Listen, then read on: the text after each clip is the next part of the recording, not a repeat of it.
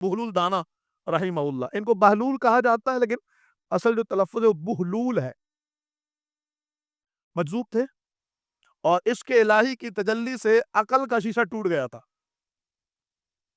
جس کے سبب ظاہری خد و خال پر عقل کام نہیں کرتی تھی، لیکن دل پر تجلیات الہی کا مسلسل فیضان جاری تھا، جس کی وجہ کر اللہ کے ذات میں گمراہ کرتے تھے.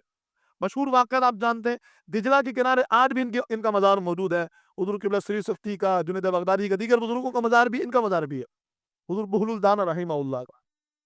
ایک مرتبہ آپ بادشاہ کے محل کے پاس سے گزر رہے تھے، اوپر سے بادشاہ نے دیکھا اور اپنے سپاہیوں کو حکم دیا بہلول کو میرے پاس لے آؤ. سپاہیوں نے وہیں سے رسہ پھینکا، ٹوکرا، نیچے والوں کو آرڈر کیا، انہوں نے بہلول کو بٹھایا، اوپر کھینچ لیا. بادشاہ سلامت کے سامنے بہلول حاضر ہے. کیوں بلایا مجھے؟ کہ حضور ایک سوال پوچھنا ہے. پوچھو. کہ یہ بتائیے کہ اللہ تعالیٰ کے قریب ہونے کے لیے کیا کرنا پڑے گا؟ کتنا ٹائم لگتا ہے اللہ کے قریب ہونے کے لیے؟ بہلول دان نے فرمایا پہلے تم یہ بتاؤ کہ محب بنو گے کہ محبوب؟ محب بن کے قریب ہو گے یا محبوب بن کے؟ پھر بتاؤں گا کہ کتنا ٹائم لگتا ہے. کہتے حضور آپ ہی بتا دیجئے محب کو کتنا ٹائم لگتا ہے اور محبوب کو کتنا ٹائم لگتا ہے. آپ نے فرمایا کہ محب کو زندگیاں گزر جاتی ہیں، کبھی قریب نہیں ہو پاتا، ایسا بھی ہوتا ہے، اور محبوب کو لمحہ بھی نہیں لگتا، قریب ہو جاتا ہے. کہتے حضور کوئی دلیل؟ کہ یہ دلیل یہی تو معاملہ ہے جو تم نے ابھی میرے ساتھ کیا ہے، یہی دلیل ہے. کہ سمجھا نہیں میں؟ کہ دیکھو اگر میں تمہارا محب ہوتا، یعنی میں تمہارے پاس آنا چاہتا، پیار کرنا چاہتا، ملنا چاہتا، میں کیا کرتا؟ خط لکھتا، سپاہی کو دیتا، وہ وزیر کے پاس جاتا، وزیر کا موڈ ہوتا تو دیکھتا میں رکھ دیتا، پھر دیکھتا، دیکھ کر کے آپ کے پاس پیش کرتا، آپ دیکھتے، آپ کا موڈ نہیں ہوتا، مزاج کے خلاف ہوتا، منع کر دیتے، چلے آپ بلا لیتے. آگے 6-8 مہینے بعد کا مجھے ٹائم ملتا کہ ٹھیک ہے بادشاہ نے آرڈر کر دیا ہے ملنے کے لیے آ جاؤ. میں 6-8 مہینے کے بعد آپ سے ملنے کے لیے آتا پتہ لگا کوئی مہمان آیا ہوا ہے، پھر ملاقات نہیں ہوتی. یا پتہ لگا مزاج ابھی ملنے کا نہیں ہے، دل نہیں کر رہا، پھر ملاقات نہیں ہوتی. چلے سب کچھ نہیں تھا، ملاقات پھر بھی ہو جاتی. 6-8 مہینے کے بعد ابھی آپ سے بات شروع کی ہوتی، اب اگر نہیں جاؤ جاؤ یار، بات نہ. یہ ہوتا ہے محب. زندگی گزر جائے پھر بھی ملاقات نہ ہو، ایسا بھی ہوتا ہے. زندگی گزر جائے پھر بھی قرب نہ ملے، ایسا بھی ہوتا ہے. لیکن جو محبوب ہوتا ہے نا، اس کو ایسی اٹھا لیا جاتا ہے جیسے رام نے مجھے اٹھا لیا ہے. لمحہ نہیں لگتا رب کے قریب ہو جاتا ہے. وہ جس سے وہ پیار کرنے لگے، جس سے وہ پیار، جیسے ابراہیم بن ادم رحمہ اللہ کا وہ واقعہ جو ہم میٹرک میں پڑھتے ہیں نا. ایک مرتبہ رات اٹھے، دیکھا کوئی کچھ لکھ رہا ہے. کیا لکھ رہے ہو؟ کہہ رہا ان لوگوں کے نام لکھ رہا ہوں جو اللہ سے محبت کر دے. کہا میرا نام ہے؟ دیکھا کہ نہیں تمہارا نام تو نہیں ہے. اگلے دن پھر بیدار ہوئے، دیکھا نام لکھ رہے ہیں. کیا کر رہے ہو بھائی؟ کہ ان کے نام لکھ رہا ہوں جن سے اللہ محبت کرتا ہے. کہ دیکھو میرا نام ہے. کہ مبارک ہو، آپ کا نام تو سب سے اوپر موجود ہے. اب بات یہ ہے، قبلہ بہلول دانا رحمہ اللہ سے پوچھا خلیفہ ہارون رشید نے، اس بات کی آپ کے پاس کوئی اور صورت کے جس عمل کے ذریعے اللہ کا محبوب بن جایا جائے؟ اگر میں اللہ کا محبوب بننا چاہتا ہوں تو کیا کروں؟ اگر میں اللہ کے قریب ہونا چاہتا ہوں تو کیا کروں؟ اب قرآن کہتا ہے کیا؟ قل ان کنتم تحبون اللہ فاتبعونی یحببکم اللہ. اے محبوب فرما دیجیے اگر تم اللہ سے محبت کرتے ہو تو میری اتباع کرو.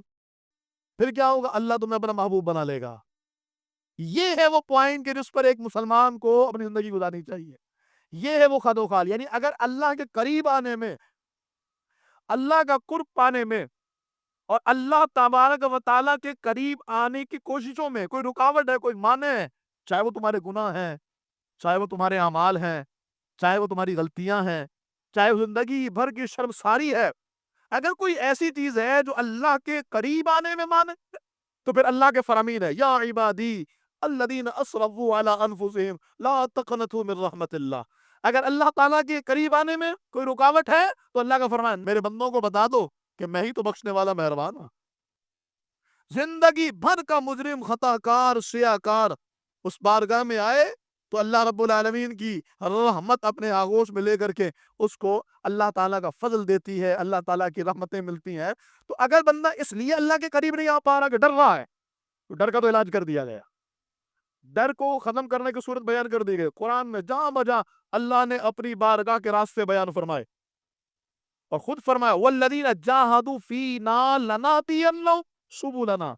میں کہتا ہوں اس سے زیادہ اور دوسرے طریقے سے میں آپ کو رب کے قریب آنے کا راستہ نہیں بتا سکتا. اللہ فرماتا ہے جو ہمارے راہ کی طرف آنے کی کوشش کرے، یعنی جو اللہ کے قرب پانے کی کوشش کرے، ہم اس کو اپنے قرب کی راہ پر چلا دیتے ہیں.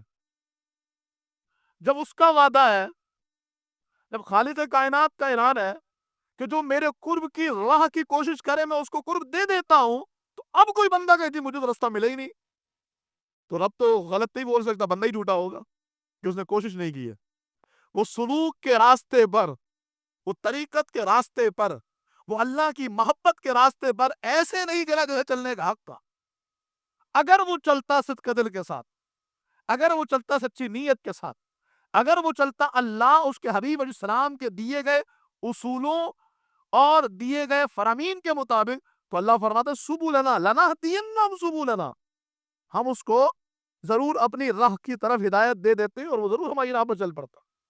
تو پتہ لگا کہ خوف اور گناہوں کا بوجھ، اعمال کی سستیاں اور زندگی کے ختم ہونے کا وقت، ان میں سے کوئی بھی بندے کو اللہ کے قریب آنے سے نہیں روک سکتا. یہ بندے کے بہانے بازیاں ہیں کہ یار میں تو ابھی سمن میں کون مجھے قبول کرے گا، کہ اللہ ابھی بھی مجھے معاف کر دے گا. یہ ڈرامے بازی ہے. اگر کوئی نہیں آنا چاہتا ایسے بہانے بنائے گا، کیونکہ اللہ نے تو اعلان کر دیا، اس کی راہ کی طرف آنے والی جو صورتیں ہیں اللہ نے بیان کر دی. اب دوسری طرف جب اللہ کے قریب آنا چاہو تو کیا آنا چاہو، کیسے آنا چاہو؟ کہ اللہ کے محبوب بنو، اتباع رسول کر کے اللہ کے محبوب بنو، اللہ کے قرب حاصل کر کے. یہ یاد رکھیے گا، ہمارے یہاں ہم عبادتیں کرتے ہیں لیکن وہ کنیکٹیوٹی نہیں بن پاتی جو اللہ کے قریب ہونے کے لیے ہوتی. جیسے نماز میں لذت ملے، کسی سے بولو نا یار نماز بھی مزے کے لیے پڑھی جاتی ہے. کبھی آئس کریم مزے کے لیے کھاتے ہیں، بریانی مزے کے لیے کھاتے ہیں، فلاں چیزیں مزے کے لیے کھاتے ہیں، اس میں ذائقہ ہوتا ہے. نماز میں بھی کوئی مزہ ہوتا ہے، اس لیے کہ ہمارا وہ رابطہ بحال ہی نہیں ہوا، ہم اللہ کی راہ پر چلنے میں کامیابی نہیں ہوئے، ہم اللہ تعالیٰ کی راہ کو اختیار کرنے میں کامیابی نہیں ہوئے. اگر ہم نے اس راہ کو اختیار کیا ہوتا، اگر ہم اس راہ پر چلے ہوتے، تو کبھی بھی اللہ تعالیٰ اپنے بندوں کو، اپنی راہ پر چلنے والوں کو اور اپنی راہ کو اختیار کرنے والوں کو محروم نہیں فرماتا. زندگی کے تمام شعبوں میں دینی رہنمائی حاصل کرنے اور آخرت کو بہتر کرنے کے لیے ہمارے YouTube channel Islamic digital studio کو سبسکرائب کر لیں اور بیل آئیکن بھی پریس کر لیں. قرآن سے بھی ملاتا ہے ہمارا